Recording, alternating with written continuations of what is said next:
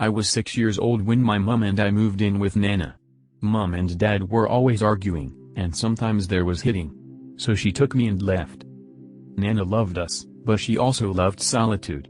I could always tell when I'd asked too many questions or was playing too loudly. So I'd take myself outside, weather permitting, and leave her in peace. That's how I met Solomon. It was many years ago, but this is how 6-year-old me remembers the experience. Mum was at work. Nana had her feet up, smoking a cigarette as she watched morning television. I was playing on the floor with toy cars. I'd received a road map the previous Christmas and, despite it now being summer, I still wasn't bored of it. I pushed the cars around the printed city making sound effects. "Ben," said Nana, not angry but stern. I looked up, her matter-of-fact expression telling me everything. "Sorry Nana," I said. She smiled and it warmed her. "It's alright, sweetheart. But Nanny's trying to watch telly." I nodded. "I think I'll go play outside." "Alright, come here," she said in a cloud of smoke, planting a big wet kiss on my cheek. "Don't go near the pond, remember?" "I won't Nana," I said as I wiped my face. One thing about living there was I had no friends. There were no kids anywhere near our house. I had started primary school but the few kids I played with there lived too far away. So I had to entertain myself. It was a great garden. Lots of space to run around, roll around, climb trees. There was even a blackberry bush. Nana said I was allowed to eat a few a day, but I had to wash them first because of bugs and bird poo. You also had to be very careful when picking them because they grew on thorny stalks. At the very bottom of the garden was a pond. It wasn't too big, maybe 2 meters wide at most. There used to be fish in it but when they died, Nana didn't get new ones. Granddad used to like the fish, Nana wasn't too fussed. It had become a bit wild, taken over by algae and water beetles. I had a football that I'd kick around sometimes. After I'd picked and eaten a few blackberries, having washed them under the outside tap, I looked around for it. It was floating on the surface of the pond. "Oh no," I said to myself, like it was the end of the world. I looked back at the house and pictured Nana engrossed in her programs. I decided that she would never know. It was too far to reach by hand with my little arms, but a long stick would help. There were plenty of those to be found. So I grabbed one and stood about a foot away from the edge of the pond. It had a kind of swampy, humid smell to it. There were sections where the algae separated and there was an abundance of life to be seen. Lots of tiny creatures swimming, wriggling, squirming. Very few kids have the ability to think logically. Or that's my excuse anyway. In hindsight, I should have just laid on my front to take away any danger of falling in. I think in my head, I didn't like the idea of my face being too close to the water. It looked kinda gross. So foolishly, I tried to reach it by bending over and stretching my arms. And that's when I toppled over. Up to that point I'd never been to a pool. I'd never even been to a beach and paddled in the sea. The biggest expanse of water I'd ever been in was the bathtub. I couldn't swim. The most frustrating thing about that was how close the edge looked as my head tried to stay above the surface. My legs kicked out, my arms flailed. It's crazy how quickly your energy drains. I tried to scream for Nana but I kept swallowing mouthfuls of stagnant, lukewarm water. I panicked, my head dropping below the surface. I'd emerge briefly, feeling clumps of algae stuck to my face before going back under. Eventually, it went dark. And then it wasn't again. I was choking up water laying a few feet away from the pond, soaking wet. I took in long deep breaths as I stared into the bright blue sky. I closed my eyes and started to feel tears coming on. Then came a voice. "Don't cry little one." It sounded like a man, but it wasn't a deep voice like my dad's. It was soft, and kind. It reminded me a little of my teacher Mr. Woods, he always sounded cheerful. I turned my head from side to side, perched on my elbows. Down here. There was a frog sitting on my chest, softly croaking. Just a normal, greenish-yellow frog with mottled skin. Its mouth was kind of upturned into a smile. A water beetle scurried in front of it and its tongue quickly flicked out to eat it. "Excuse me," it said, swallowing it down. I sat up and it hopped off my chest. Did you just speak?" I asked, confused. It nodded slowly, the pale skin under its chin inflating like a balloon as it breathed. I did, it said. Are you feeling better? Frogs can't talk, I said, pinching my arm. It hurt. I wasn't dreaming. The frog chuckled warmly. Well, technically I'm not a frog. I mean, I am. But that's not what I would have called myself. That's what your kind call me. I lowered my head a little, getting a closer look. What do you mean my kind? Well, people. Humans. You are human, aren't you? I nodded. Yes, I'm a boy. He laughed. I thought you might be. Do you have a name, little one? I nodded again. Ben, what's your name? Nice to meet you, Ben. I don't have a name, sadly. I frowned. Why not? Its front legs moved up slightly, like a shrug. It's just not something we do. As far as I'm aware, I'm the only one of my kind who can talk like this. My mother couldn't have given me a name if she tried. How can you talk? I asked inquisitively, shifting down lower. I laid on my front and put my hands under my chin. It shook its head. Sometimes, strange things happen in this world that can't be explained. I'm one of those strange things, I guess. If you're the only frog who can talk, that means you're special. Its little mouth turned up at the corners. That's a very sweet way to put it, thank you, Ben. I can tell that you're special too. I shook my head. No, I'm not. Everyone who I know can talk. The frog laughed warmly. Oh, Ben. That's not the only thing that makes something special. You're special in other ways. Like how? Well, maybe you're special because you can hear me? I looked up to think about it, then nodded. Maybe you're right. I've never ever heard of anyone who can talk to a frog before. Honestly, I don't think many can. I got a little closer. Can I touch your skin? Its mouth opened as it laughed. Why on earth would you want to do that? My friend Henry Collins said frogs feel slimy. Well, that's just rude, it said. I'm sure this Henry Collins is slimy himself. I laughed, shaking my head. No, silly. He's like me. For all I know, you're slimy too. It said. I'm not, feel. I held out my hand palm side up, just in front of it. It hopped a little closer, then one of its little webbed feet pressed down on one of my fingers. There was a slight cool sensation. Well, definitely not slimy, it said. See, I told you. Now it's my turn. It sighed. Very well, but be gentle. I'm a lot smaller than you. I will. I stroked its back with my forefinger. It shook its body a little like a happy dog. Oh my, that tickles a bit, it said, laughing. I wouldn't say you're slimy, I said. I'm certainly glad to hear it, said the frog. But you feel kind of wet. And a bit squidgy. It gasped. Well, sorry to tell you this, Ben, but you're a bit squidgy too. I laughed and rolled onto my back. You're funny. The frog shook its head, but smiled regardless. Oh, to be a child. Ben. Came a loud voice from behind. It was Nana, standing on the back doorstep with a cigarette. My heart jumped a little as I sat up. Yes, Nana? I told you to stay away from that pond. I looked back. I was a few feet away from it. I'm not that close, Nana. She took a drag and blew a big cloud of smoke. I don't care, get away from it now. Then she went back in the house. Oh dear, said the frog. I might have just gotten you into trouble. I shook my head. No, I did that myself. I was silly and fell in because I was too close. I paused and got lower again. Wait, did you see how I got out? The frog shook its head. Can't say I did. But I'm glad you're alright. I accepted it as just one of those things. I better go or I will be in trouble. I sat up. Are you always here? It nodded and turned its head to the pond. Yes, that's my home. Please come and see me again sometime. I nodded. Definitely. But I'll have to be careful Nana doesn't see me. It laughed warmly again. I understand.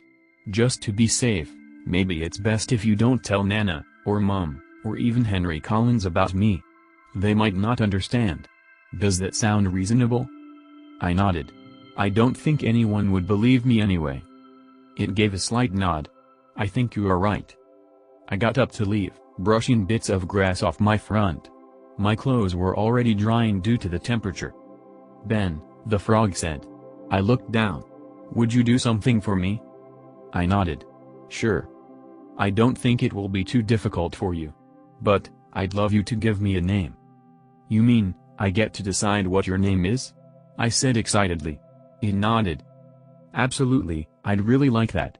Unless you're going to call me something silly like Froggy or Hoppy. I wouldn't like that. I laughed. I won't, I promise. Good.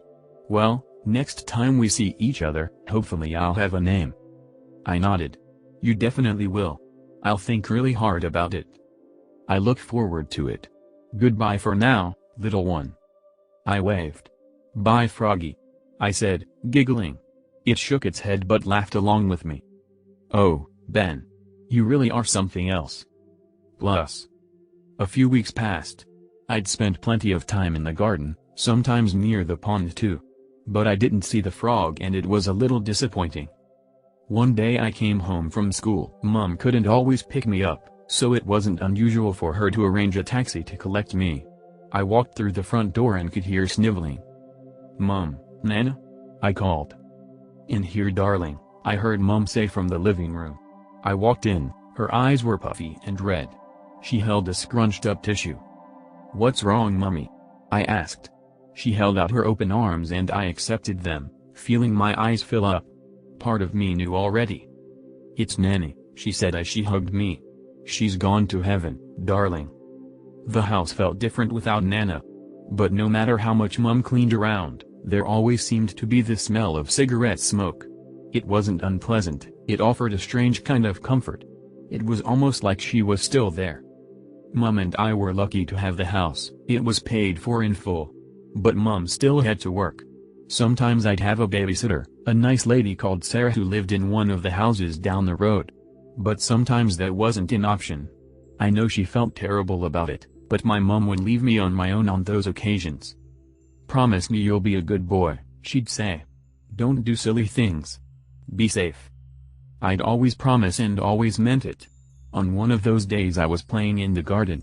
It had been maybe a month since I'd seen the frog, but I was so happy when I heard his soft little voice. Ben. He was sat around a foot from the edge of the pond. I ran over excitedly. Whoa, slow down little one, he said. Be safe, remember? We don't want you falling in again. I slowed to a normal pace and nodded, sitting cross-legged in front of him. Sorry, I was excited to see you. He laughed. That's sweet of you. And you don't need to apologize. I just feel it's my duty to look out for you when no one else is around. I sighed and nodded. He looked up at me. Your mom is doing the best she can. She loves you very much, it's all for you. I felt a little tear in my eye and wiped it away. I know. It's just sometimes I miss her, and I miss Nana. The frog hopped closer, then leapt onto my knee. It made me smile. I'm so sorry about Nana, little one. Don't ask me how I know these things, but I can tell you she's nearby in some way.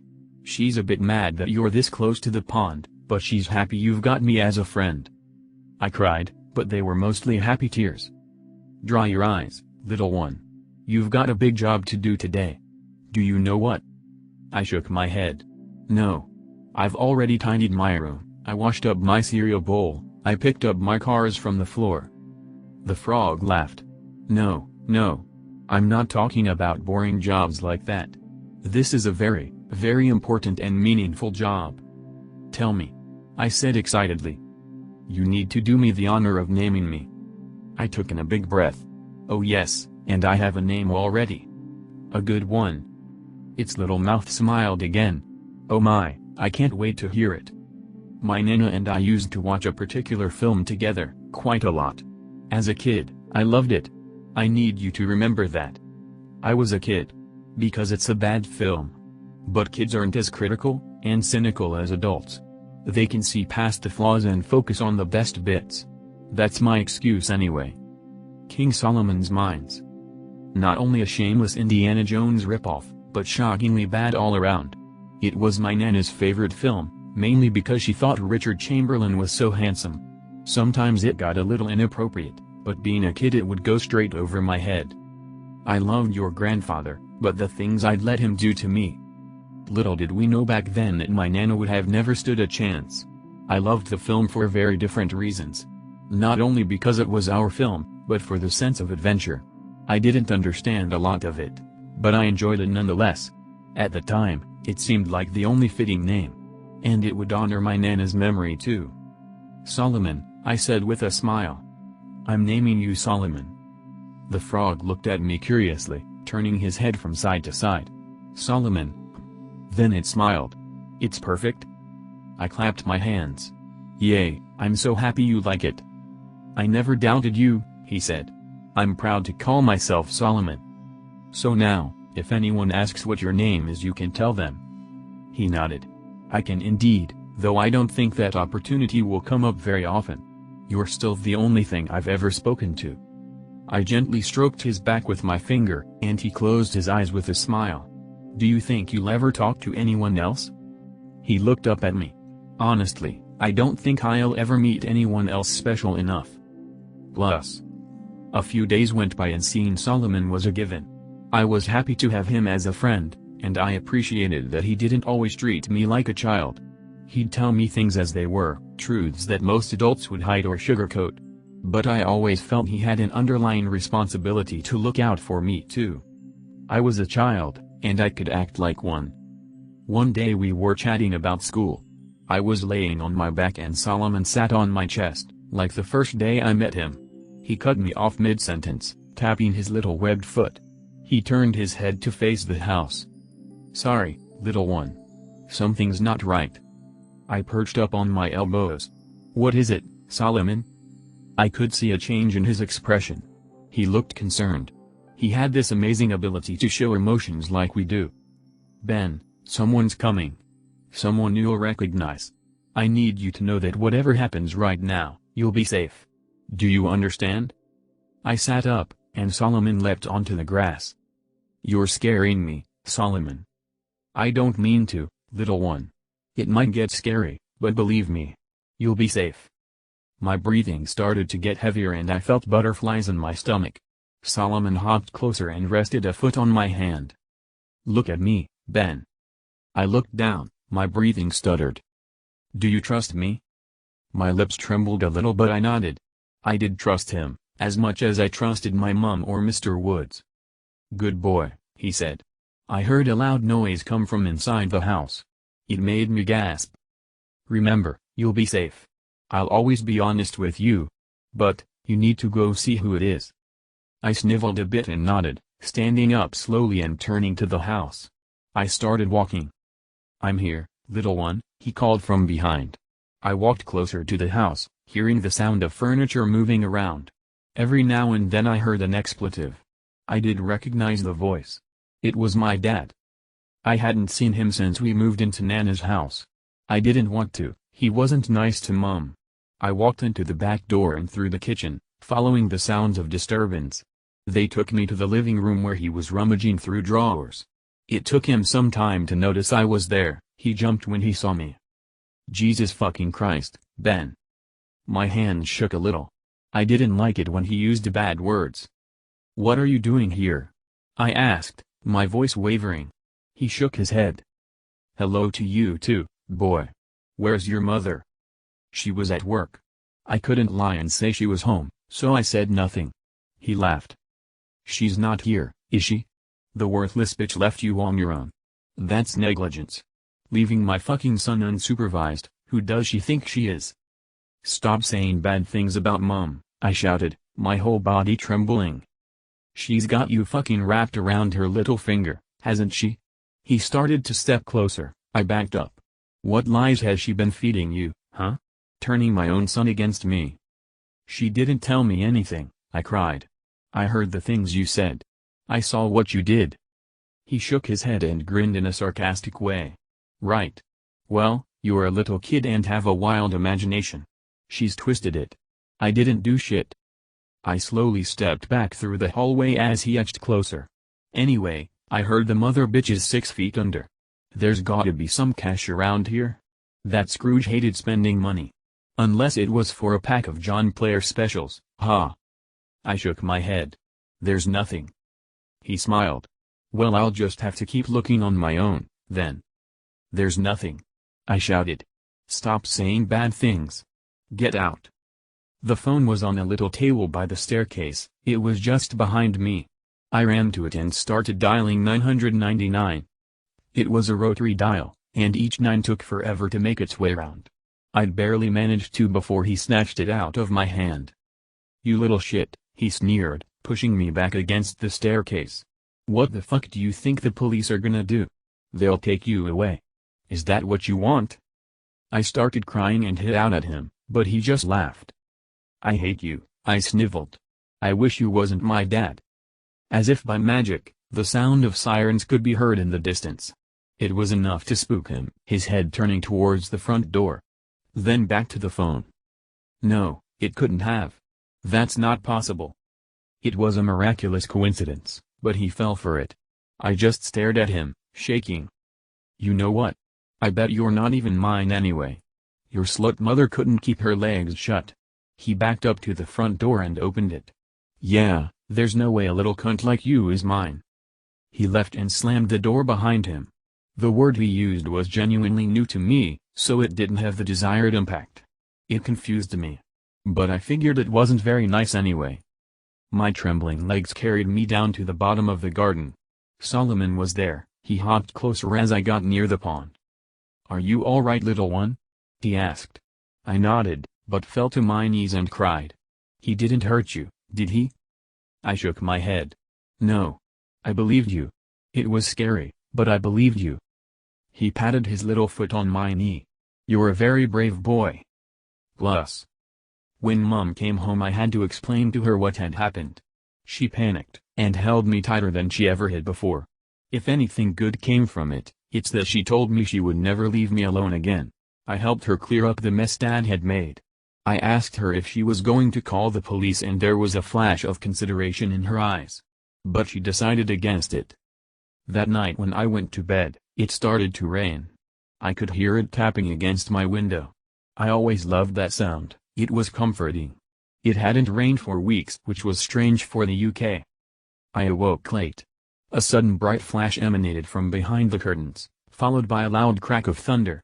It startled me. I've never been afraid of a storm, but it took me off guard. It must have been what woke me up.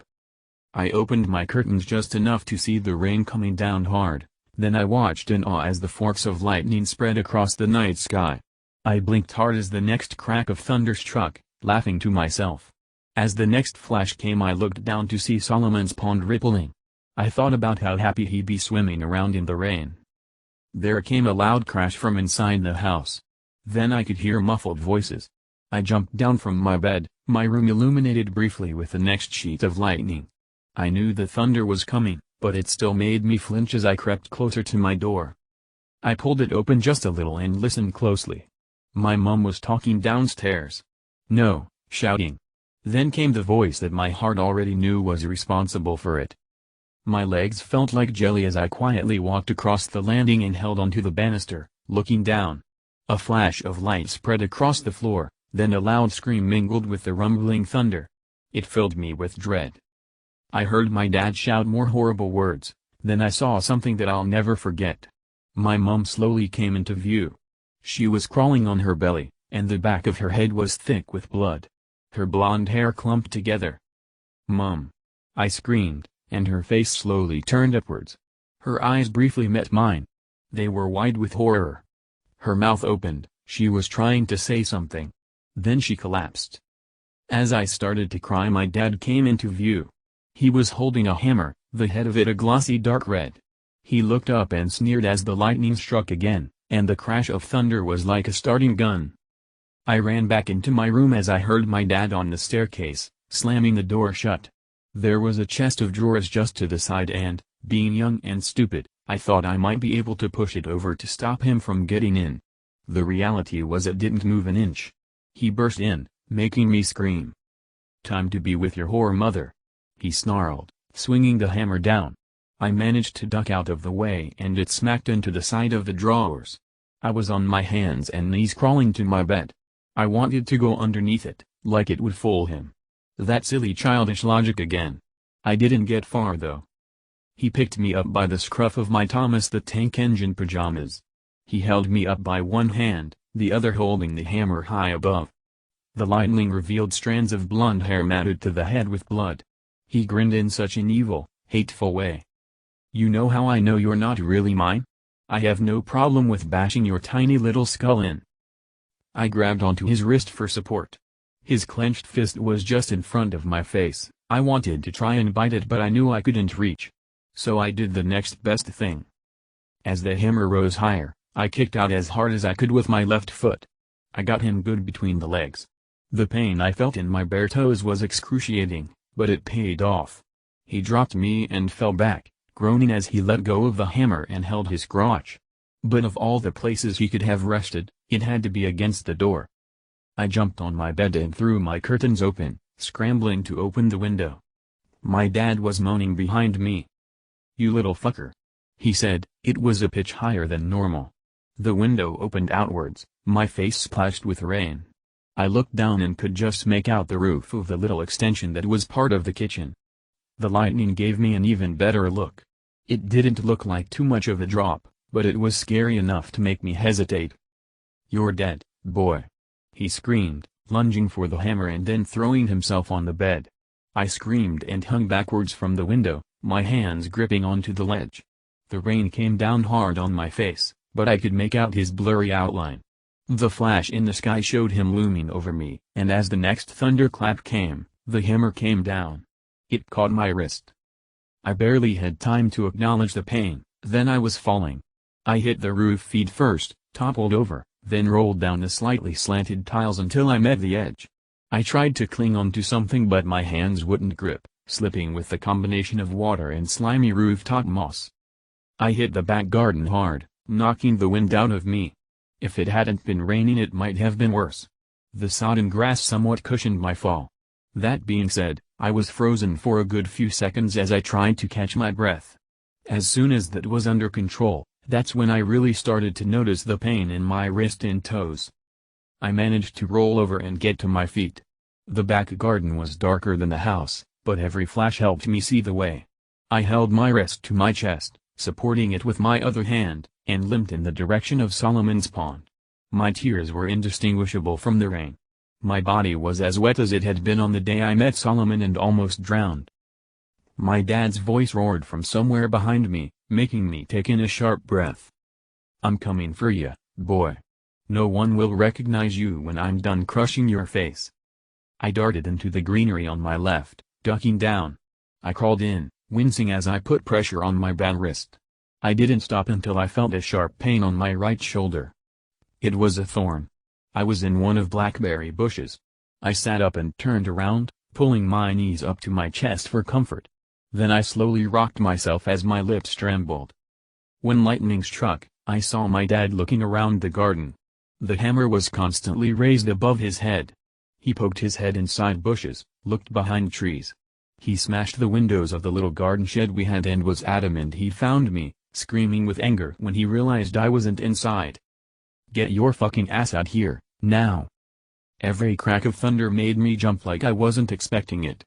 My dad turned his head to the sky and roared along with it, like a taunt. An intimidation. I closed my eyes tight and continued to slowly rock. As my dad started to move over to my side of the garden, there appeared to be another miracle. The second of the day.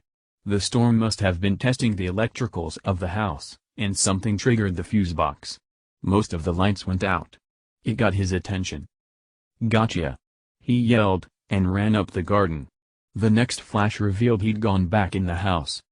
I slowly crawled out of the bush and got to my feet, heading left and limping the last few steps to the pond. I was exhausted, and in more pain than I'd ever experienced before. But hearing Solomon's voice made everything feel better. For just a moment. "Little one." I couldn't see him at first, but I could tell I was close to the pond by the sound of the rain as it hit the surface. With a flash, I saw him there on the edge. I fell to my knees and collapsed to my side. "Solomon!" I cried, reaching out with my good hand. I held it upright and he hopped onto it with a croak. "Little one, we don't have much time." I took in a stuttered breath. "He killed my mum," I cried. "He killed my mum, Solomon." He patted my hand with one of his webbed feet, shaking his head. "No, Ben. In time, she will make a full recovery. I sniveled. How do you know? Because I'm special, remember? I also know you've broken 2 of your left toes. And your left wrist is fractured. My jaw dropped, my mouth splashed with rain. How? I just do, little one. Your mother will be fine. Trust me. I bawled, but it was mostly relief. I believed him. He's still here, Solomon. He's trying to get me. He gently tapped on my hand. I know, little one. But I can help you. I got up to kneel and Solomon leapt from my hand. By that point I wasn't only shivering from fear, but cold. The rain wasn't letting up. How? I asked. Are you feeling brave? I shook my head. No. I'm scared, Solomon. He's going to hurt me like he hurt Mom. He hopped closer and patted my knee.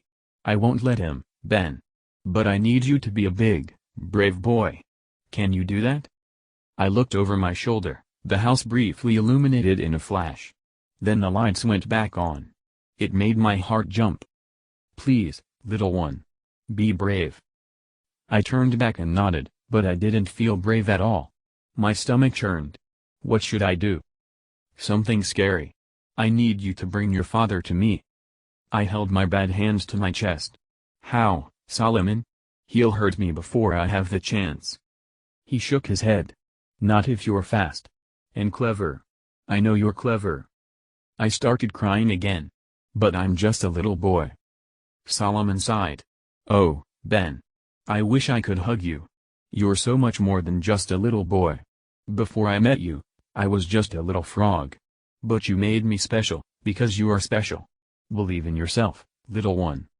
I mustered a small smile and stroked Solomon on his back. We make each other special, don't we? He smiled and croaked. Exactly. Now, bring your father to me. You can do it. Fast and clever. I gulped, wiped my nose with the back of my good hand, and nodded. By that point the thunder no longer made me jump. That made me feel somewhat brave. I slowly stood up and Solomon leapt to the edge of his pond. Turning, I started walking up the garden. The soft wet ground squidged between my toes and soothed the broken ones a little. Ben, called Solomon. I looked over my shoulder. Thank you for being my friend. I smiled as best as I could under the circumstances, giving him a slight nod. I didn't say anything, but I didn't have to. Solomon and I had a connection. My heart was filled with warmth in that moment and it spurred me on. I watched as Solomon turned and hopped into the pond with a splash. Then I started preparing for the scariest thing in my life. The back door was open. It was eerily quiet inside. A small part of me had hoped that my dad had left. But I couldn't be sure. I picked up a small saucepan that sat on the counter, my hand trembling. Then I banged it on a cupboard door. Dad. I called. I'm here. It didn't take long at all. Within a few seconds I heard heavy footsteps on the floorboards, then he appeared in the kitchen doorway. The hammer was by his side. He grinned. Oh, I'm gonna enjoy this. He raised the hammer and lunged forward. The first thing I did was throw the saucepan in his direction. That hadn't been planned but felt like a wasted opportunity if I didn't. It barely touched him, but it was worth a try. I turned and ran, going as fast as I could given my foot injury. It didn't take long to hear a thump and a painful yell, and I allowed myself to look over my shoulder. I'd crushed blackberries all over the doorstep, making it slippery. My dad was laying on the ground, writhing around. It had given me a small advantage. Fuck you. He screamed, getting to his feet. I gasped as I turned back to face the back of the garden. My little toes were so painful, but I still ran as fast as I had in the 100 meters race on my school sports day. At least it felt like it. But I knew my dad was twice, maybe even 3 times faster than me. It wouldn't take him long to catch up. The lightning flashed and it guided my way, showing me what I needed to do next. As I heard my dad closing in, I jumped. I landed on the wet grass with a little slip, but managed to compose myself and kept running. I heard another yell and looked over my shoulder again. My dad was laying on the ground again, swearing. We had a pile of logs in the shed for winter fires, and I'd placed some in the garden. Ben. He screamed, getting to his feet. I'm gonna start by smashing in your fucking teeth. I turned back and kept running, relying on the lightning again. The thunder roared, but I could still hear my dad behind me.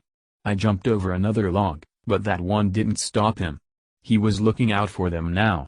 My last attempt at slowing him down was coming up, though he'd need to be closer for that to work. Not that I needed to slow down, I was practically within his grasp. He laughed maniacally, and I could hear the hammer as it swiped through the air. I jumped again, but this time I didn't land straight away. There was a branch sticking out from my favorite climbing tree, and I used it to swing myself a little further ahead. When I let go, it swung back and smacked my dad in the face. He screamed as he came to a halt. "Your eyes!" he yelled as I ran with all I had. That was the last of my obstacles. "I'm gonna start by gauging out your eyes." I felt panic rising inside as I sprinted the final stretch to Solomon's Pond. My bad hand clung to my chest, feeling my heart beating hard beneath it. My dad wasn't too far behind now, and there was nothing between us. With a flash of light, I saw the pond. But I saw something else too that gave me a little fright. Protruding slightly from the surface were two big, glowing eyes. Then they raised up slightly to reveal a wide mouth that was upturned in the corners, like a smile. As the thunder rumbled, I heard a deep croak, and the pale flesh below the mouth inflated intermittently. The eyes were fixed onto mine, and with a final flash of light before I reached the pond, the large head motioned to the sky. I understood. My dad had stopped speaking hateful words and instead screamed in a constant fit of rage. I took a deep breath and leapt as my toes reached the edge of the pond, landing in the middle of the squidgy wet head. It flicked up slightly to spring me to the other side, where I landed straight on my ass. I had just enough time to turn and see my dad's terrified reaction as Solomon emerged from his pond in a geyser of water. Solomon roared and shot out his large tongue. It wrapped around my dad's ankles and pulled him over. I watched in disbelief as he dropped the hammer and tried to claw at the soft ground. Solomon began to retreat back underwater. My dad's screams were more terrifying than the disturbing threats he'd hissed throughout the evening. All I could see was the very top of Solomon's head as my dad was pulled into the water, his lower legs submerged. "Help me!" he screamed, his hands tearing at patches of grass. He turned to look over his shoulder, at the face of what was to end his violent attack. My dad was as pale as snow, his nose bloody from the tree. I heard a loud croak as Solomon raised out of the water, then closed his mouth around my dad's waist. He smacked at Solomon's head as he struggled, but I could see him becoming visibly weaker as I heard the sound of crushing bones. Finally, my dad's eyes met mine. I can't be sure, but I think I saw the moment that life left them. They just appeared to be void of any emotion as Solomon dragged him to the depths, and the pond became deathly still. Plus, just a few weeks ago I happened to be in the area of my Nana's old house. I've long since moved away, as has my mum, who is as fit and healthy as you'd expect a 70-something to be. I pulled up outside and took a deep breath as I looked upon it with mixed emotions. The exterior hadn't changed a great deal. The windows were more modern, that was about it. The front door opened and a woman came out, walking down the garden path. I shut off the engine and stepped out of my car. "Can I help you?" she asked cheerfully. "Are you lost?" I smiled. "No. Actually I grew up here. I was just reminiscing." She beamed. "Oh, that's wonderful. You must come inside." I was grateful for her offer and she took me on a little tour of the house. I was amazed by how different it looked. The last time I'd seen the inside of that house was around the early 90s, where it had the same decor as always. It was very much a family home. There were 2 children's bedrooms and various family photos dotted around. I got a little lump in my throat seeing my old room. The woman could tell by my reaction that it used to be mine, lightly touching my arm. As we went back downstairs she offered me a hot drink, to which I politely declined. But my eyes fell onto the kitchen window and the now completely landscaped back garden. "Do you still have the pond?" I asked. She nodded. "Oh yes, my husband keeps koi. Do you mind if I take a look?" She smiled. "Be my guest. I'm making tea, I won't take no for an answer." I stepped outside. There was no longer grass as you left the doorstep, but a modern patio with outdoor furniture. The old shed had been replaced with what looked like a small annex. There was a large trampoline in the center of the garden. 6-year-old me would have loved that. As I approached the gardens and the pond came into view. It was beautifully maintained. The edge was decorated with rocks, there was even a mini waterfall. I crouched down and watched the koi kiss the shimmery surface. My heart filled and I felt my eyes glaze over, having not thought about that pond for some time. There was a croak to my left. I looked down to see a little frog hop towards me. It made me smile. "Hello you," I said, lightly stroking its back. It made no attempt to hop away. It looked up at me, and I swear its little mouth looked like it was smiling. I got more comfortable and held out my hand palm side up. The frog willingly hopped on top. My heart jumped. I brought it closer to my face and studied it. It had been years since I'd seen Solomon, and with no offense intended, I wasn't sure I'd be able to tell him apart from any other frog. And given their short lifespan, he'd probably be long dead already. But Solomon wasn't like other frogs. He was special. And this was curious behavior. "Solomon?" I said quietly, paranoid I'd be heard by the welcoming woman. It just looked at me and croaked contently. "It's me, Ben." A part of me was preparing for a response. I wasn't sure how adult me would react to that. But there came none. Just a pleasant little expression on its face as it croaked. I let out a little laugh. "Once upon a time, there was a very special frog who lived here. I know it sounds silly, but he was the best friend I ever had. I never got to thank him for what he did for my mom and I, so I'll say it to you. Thank you, Solomon." I felt tears in my eyes as I shook it off, preparing to put the frog down. But it moved closer to my face and placed its little webbed foot on my nose, tapping lightly. The woman in the house seemed genuinely warm, as I'm sure her husband is too.